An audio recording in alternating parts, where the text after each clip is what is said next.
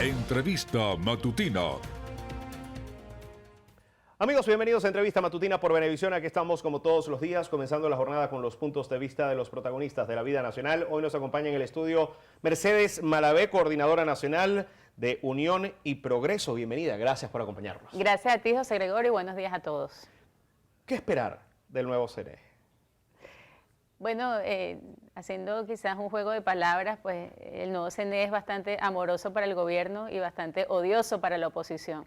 Esta mañana pensaba cómo imaginar a un presidente actual del CNE pidiendo observación internacional en un proceso donde claramente no van a participar los líderes que él inhabilitó, ¿no? O sea, es francamente una situación muy complicada para la oposición, muy complicada para todo lo que se ha llamado lucha por las garantías electorales, etcétera, pero al mismo tiempo tenemos la convicción, la seguridad de que si participamos, si votamos, si la gente acude masivamente al proceso electoral del año 24, podemos producir un cambio de gobierno.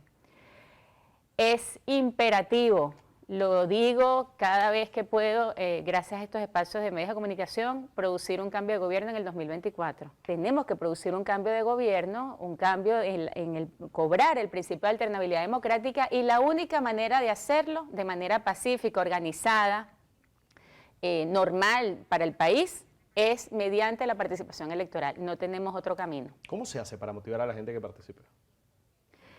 Mira, una cosa importante es preguntar qué estamos eligiendo, qué nos toca elegir en el 2024. Nos toca elegir el presidente de la República, principalmente puede haber también una elección mega con otro tipo de elección, pero principalmente nos toca elegir el presidente de la República. Los venezolanos tenemos que pensar, más que sentir o querer o desear, tenemos que pensar, usar la cabeza, cuáles son las competencias del jefe del Estado, según la Constitución. Tiene que ser capaz de ser comandante en jefe de la Fuerza Armada que tenemos hoy, la Fuerza Armada Nacional Bolivariana de Venezuela. Tiene que ser el comandante en jefe de esa Fuerza Armada. Tiene que ser el jefe del Estado. Tiene que ser una persona capaz de gobernar a todo el país, gobernar con gobernadores chavistas, con alcaldes chavistas, con una Asamblea Nacional mayoritariamente chavista. Tiene que ser una persona que sepa conducir al país de manera pacífica, ordenada y generando grandes consensos. Tiene que ser el jefe del gobierno de un país que tiene unos problemas de gobernabilidad muy grandes, que tiene una deuda social inmensa con los trabajadores, con los pensionados, con los niños, con la educación. Tiene que tener habilidad para gobernar y convocar a los mejores para resolver el problema de gobernabilidad que tiene el país debido a su fuerte crisis económica sostenida durante tantos años. Tiene que ser el jefe de la hacienda pública, por lo tanto tiene que ser una persona honesta. Bueno, imagínate las responsabilidades que tiene y según esas condiciones, competencias que debe ejecutar el jefe del país, pues bueno, elegir a un candidato que reúna esas condiciones. Yo creo que eso es la mayor motivación que podemos tener, querer tener en la jefatura del país a una persona que pueda cumplir a cabalidad, con excelencia, con perfección, esas competencias del jefe del Estado. ¿La primaria es la mejor herramienta para poder hacer eso? Mira, la primaria, por lo que hemos visto hasta ahora, se ha convertido en una consulta para elegir al jefe de un sector de la oposición. Fíjate, José Gregorio, es bueno repasar cuáles eran las discusiones políticas en el año 17, un año antes del 2018, fecha de una elección presidencial que no aprovechamos. En el año 17 la oposición organizó una consulta autogestionada, no para elegir a un líder, sino para rechazar la constituyente, una cantidad de cosas, pero bueno, hizo una consulta autogestionada. El gobierno amenazó con invalidar, anular, prohibir esa consulta, sin embargo no lo hizo. Se hizo la consulta, más de 2.000 puntos de votación, no sirvió para nada, no se hizo nada. Esta consulta puede generar mayor división en la oposición si no se reconocen los resultados, si no hay un órgano que cuente bien esos votos, si no se genera la participación que se espera, podría generar incluso más divisiones dentro de la oposición y podemos llegar a enero sin candidato. Podemos incluso aceptar los resultados, pero de un candidato que salga triunfador y esté inhabilitado y no se sabe cuál es el método para seleccionar al siguiente que no esté inhabilitado. O sea que la verdad es que son más las incertidumbres que genera este proceso que las garantías de salir de allí más fortalecidos. Yo creo que el gobierno está apostando a un candidato fuerte, opositor, que le pueda traer muchos votos, pero ese candidato se llama la abstención. El gobierno necesita generar un candidato que llame a la no participación. Es la única manera que tiene Maduro de relegitimarse. Hablando del tema de la participación, hablaba el diputado José Gregorio Correa, pedía al Consejo Nacional Electoral la elaboración, que se armara, que se hiciera un nuevo registro electoral. Es fundamental que se arme un nuevo registro electoral para que la oposición pueda tener opciones de un cambio en el 2024. Mira, hay muchas movidas, declaraciones, incluso el mismo nombramiento del CNE en periodo de vacaciones, que nos indican que las elecciones se van a adelantar. Se van a adelantar y hay que tener en cuenta que incluso podrían adelantarse para el primer semestre del año 2024, como pasó en el 2018. Todas estas cosas que vemos tienen que ver con informaciones muy fuertes, rumores muy fuertes de que las elecciones van a ser adelantadas.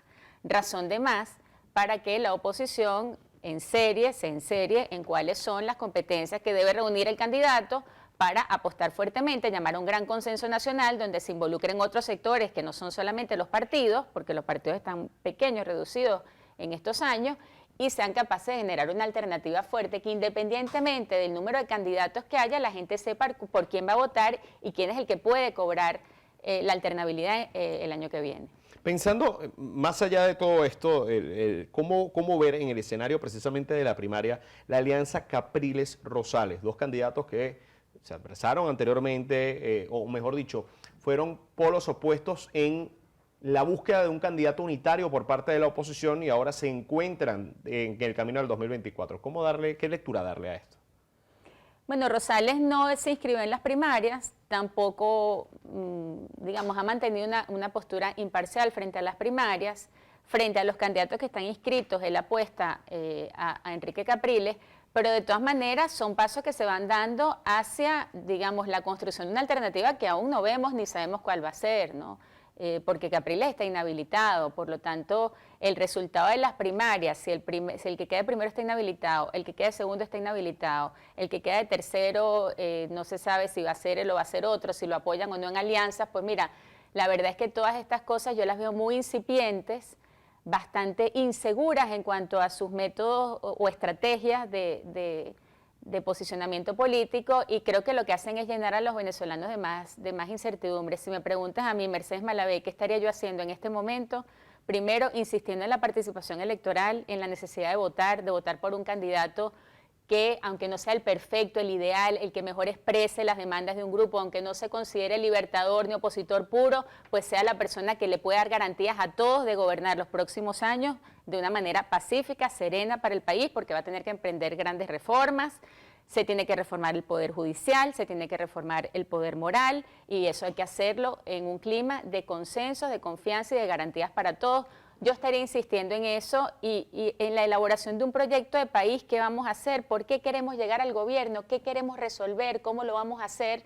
Más que estar insistiendo en este momento en un candidato de unas elecciones que van a ser el año que viene, pero que este año pues no se ve cuál puede ser esa alternativa. ¿Cómo se prepara precisamente Unión y Progreso para esa época electoral? Mira, en este momento insistiendo en dos grandes ideas. En primer lugar, la municipalización. Tenemos que consolidar liderazgos municipales en cada uno de los municipios del país.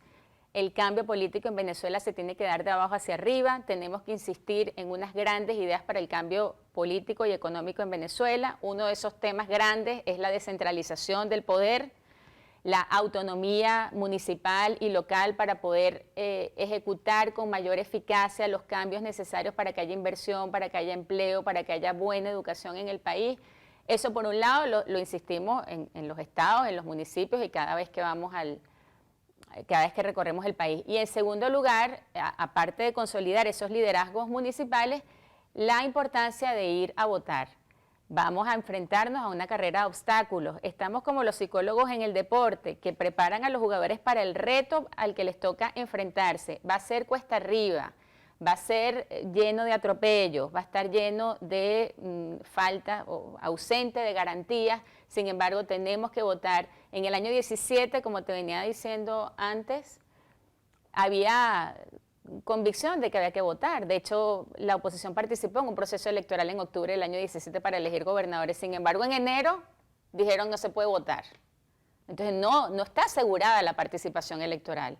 Todavía muchos venezolanos podrían abstenerse debido a las jugadas del gobierno para fomentar la abstención. Entonces, hay que fortalecer las convicciones democráticas en los venezolanos. No parecemos todos tan convencidos de que el cambio debe ser democrático, inclusivo, plural, respetuoso de las diversas ideas políticas. Todavía tenemos que reforzar mucho estos conceptos y para eso utilizamos pues todos los medios a disposición para insistir en esas ideas. Debe haber, nos queda cuestión de minuto y medio, debe haber, tal como lo sugería el presidente de la República, Nicolás Maduro, a la oposición, un cambio de guardia en la oposición. ¿Deben surgir nuevos líderes? Debemos producir un cambio de guardia en el país, un cambio de gobierno. Un cambio de gobierno que no debe ser de venganza, ni de retaliación, ni de pase de facturas. Tiene que ser un cambio de gobierno para tener más y mejor democracia, para elevar las variables democráticas en Venezuela, que es lo único que nos va a permitir ingresar en la comunidad internacional, mejorar nuestras relaciones económicas, sobre todo con Estados Unidos, que es un cliente muy importante que Venezuela ha tenido, aprovechar la energía, el petróleo que tenemos, mejorar los servicios básicos, etcétera. Para eso hace falta un equipo que sea capaz de trabajar por la democracia. Yo más que relevos o revoluciones, yo hablaría de una nueva mentalidad a la hora de gobernar que nos permita entendernos, que nos permita llegar a grandes consensos y que nos permita, entre todos, suplirnos en las deficiencias y habilidades de cada quien y lograr que Venezuela mejore sus variables democráticas para que pueda mejorar todo lo demás, la economía, lo social, la educación, los servicios básicos, el problema del empleo, de la inversión, de la infraestructura que está tan deteriorada, etcétera. Bueno, muchísimas gracias por acompañarnos hoy. Gracias a ti por la invitación. Mercedes Malavé, coordinadora nacional de Unión y Progreso, estuvo con nosotros en la entrevista matutina por Venevisión. Amigos, gracias por acompañarnos. Continúen con más de nuestras mañanas informativas. Ya viene Noticiero Venevisión en vivo. Fuerte abrazo para todos. Se despide de ustedes Gregorio Rojas.